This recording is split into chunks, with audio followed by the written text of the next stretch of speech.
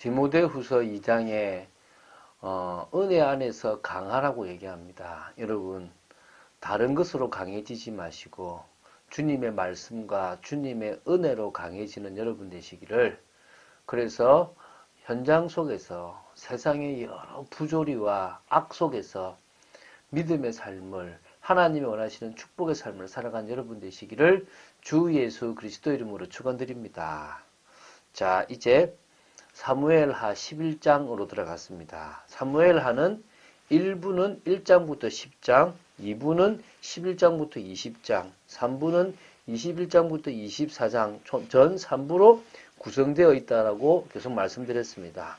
1부가 이제 어제 끝이 났는데요. 하나님께서 사울을 대신할 신정왕국의 왕으로 예비하신 신분주의 왕 다윗의 성공을 우리는 다루고 나누었습니다.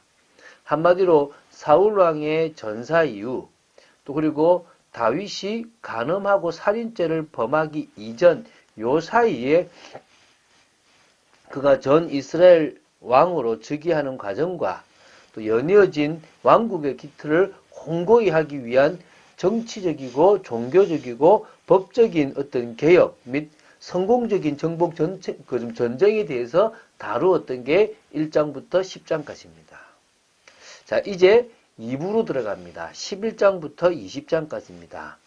우리가 10장까지 봤던 다윗 왕의 성공적인 모습, 이 번영과 대조되는 다윗의 범죄, 그로 말미암아 다윗과 이 이스라엘 왕국이 이렇게 그 왕국에 밀어닥친 어떤 연속적인 시련에 대해서 다루고 있습니다. 안타깝죠. 자, 좀 더 세부적으로 보면, 자, 이 2부를 세부적으로 보면 11장과 12장은 다윗 왕의 범죄와 이스라엘의 암몬 전쟁에 관하여 이렇게 좀 다루고 있다고 보시면 되고요. 13장부터 18장까지는 다윗의 범죄의 결과로 암논의 이 다말 추행 사건과 그와 결부되어 발생한 압살롬의 이 반란 사건에 대해서 다룹니다. 참 안타까운 얘기죠. 그리고 19장, 20장은 다윗의 황궁과 이 세바의 반란 사건을 다루고 있습니다. 참 이 후반부가 좀 비참하잖아요. 그 시작이 되는 사건이 오늘 이제 일어나는 사건입니다. 오늘 볼 내용이 이 11장 1절부터 5절인데요. 이 다윗의 범죄의 시기와 배경, 그리고 다윗의 밧세바 간음과 밧세바의 잉태에 대하여 다루게 되는 겁니다. 이 다윗의 범죄의 시기와 배경은 암몬과의 전투가 다시 개시되었던, 그래서 이스라엘의 군대가 암몬의 수도 랍바를 함락하기 위해서 랍바를 포위하고 있었을 그때에 예루살렘 성에서 벌어진 거예요. 여기 보면은, 어떻게 보면은 다윗이 참 믿음을 가지고 더 기도해야 되는데 영적 침체기에 빠지지 않았나 생각이 드는데요. 그 부분을 한번 보도록 하겠습니다. 1절을 먼저 보겠습니다.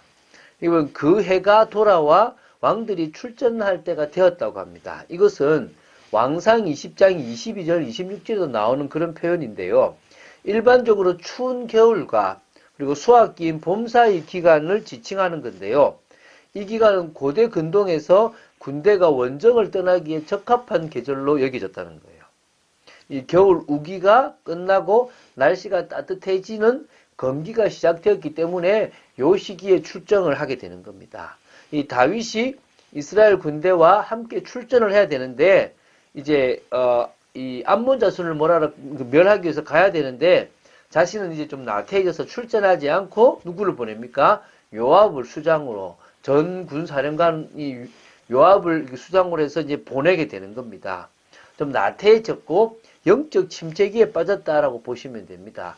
태평성대가 되고 아무 문제가 없으니까 신앙적으로는 다운되는 일이 생기는 겁니다. 그래서 우리가 깨어 기도하는 게 너무너무 중요하다고 확신합니다. 자, 2절부터 4절을 보겠습니다. 자, 다윗답지 않은 모습이 지금 2절에 나와요. 뭐냐면 저녁 때에 다윗이 그의 침상에서 일어나. 언제 일어났습니까? 아침에 일어난 것도 아니고 낮에 일어난 것도 아니고 저녁쯤에 일어났어요. 자, 이게 지금 낮잠을 자다가 해가 서산으로 뉘엿뉘엿 넘어가고 있는 황후 무렵에 일어난 겁니다. 그러니까 이게 뭐 낮잠을 좀 푹 자다가 이제 일어난 거죠.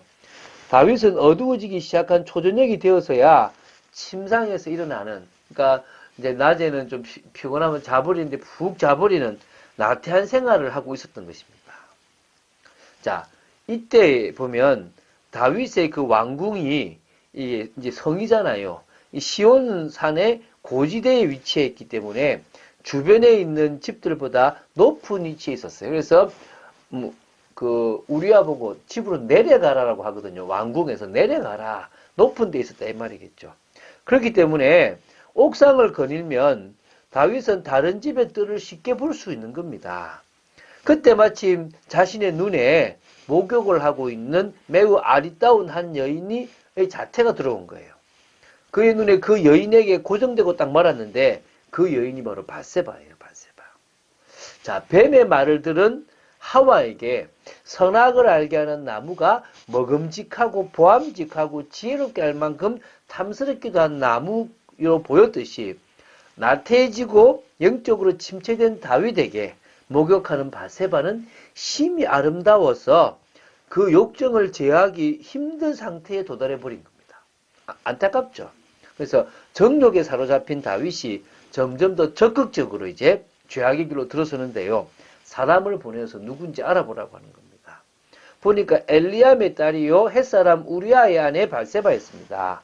자, 그래서 엘리암은 아히도벨의 아들이거든요. 그러면은 아히도벨이 누구냐 그러면 다윗의 측근의 모사였어요. 나중에 반역에 좀 가담하기도 하지만 측근의 모사였거든요. 그러면 다윗 왕의 측근의 손녀라는 말입니다. 그리고 또 누구냐면 자신에게 충성한 우리아라는 그런 장수의 아내이기도 한 거란 겁니다. 자, 이걸 알면은 안 해야 될 거잖아요. 아, 그래, 모른 척 하자. 내가 내 정욕을 없애자. 이래야 되는데, 전령을 보내서 데려와가지고요. 어떤 그런 부정한 것이 없는 걸 확인하면 그때 뭡니까? 동침을 하고 그 집으로 보내버린 겁니다. 악하죠, 그죠? 이때 이제 5절을 보면요. 자, 그렇게 이제 끝이 나더라도 사실은 다윗은 범죄인 거잖아요. 한 여자의 아내와 한 남편의 아내와 간간을 했고 간음을 했으니까. 근데 이제 더 심각한 문제가 생긴 겁니다. 바로 그 여인이 다윗과의 관계 속에서 임신을 해버린 거예요. 자, 4절에 밧세바가 집으로 돌아갔다는 기록으로 끝내버림으로 말미암아 다윗의 이 간음 사건이 아무도 모르게 묻히는 것 같은 그런 마무리된 느낌이 사실 들었잖아요. 그죠?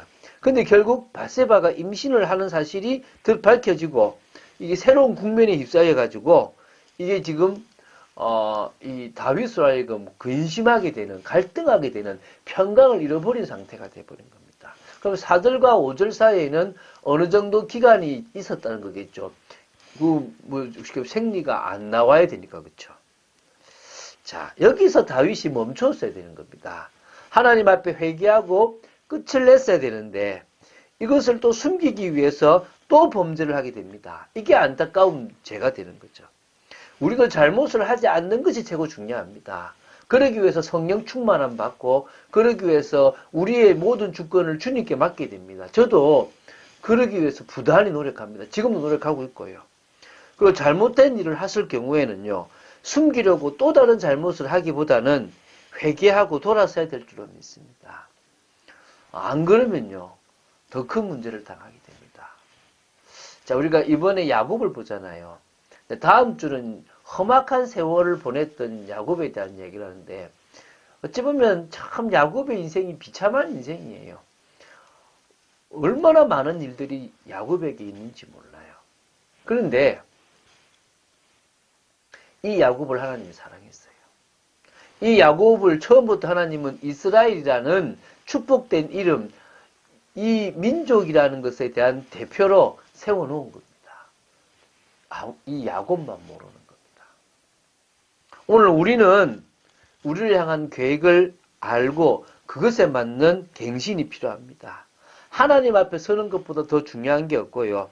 하나님 앞에 올바른 정체성과 사명을 회복하는 것이 중요합니다. 우리 삶의 방식까지도 다 뒤집어 엎어 하나님이 원하시는 축복의 사람으로 들어가야 될 줄로 믿습니다. 우리는 하나님의 나라를 우리가 있는 현장에 이루는 것보다 더 중요한 것이 없음을 알고 오늘도 그 축복 속으로 들어간 여러분 되시기를 주 예수 그리스도 이름으로 축원드립니다. 주는 그리스도시요 살아계신 하나님의 아들이심을 고백합니다. 다윗을 향한 하나님의 안타까움을 보게 됩니다. 저희들도 영적 침체기에 들어가지 않기 위하여 성령의 충만함을 받기를 원하고 또 우리가 잘못한 일이 없어야 되겠지만 있다 하더라도 회개하며 주님 앞에 바로 서는 믿음의 사람으로 서기를 간절히 소원합니다. 저희들을 지켜주시고 붙잡아 주시옵소서. 정말 하나님이 원하시는 축복된 삶을 하나님의 계획을 이루는 삶을 살아가기를 간절히 소원합니다. 주 예수 그리스도 이름으로 기도드립니다. 아멘.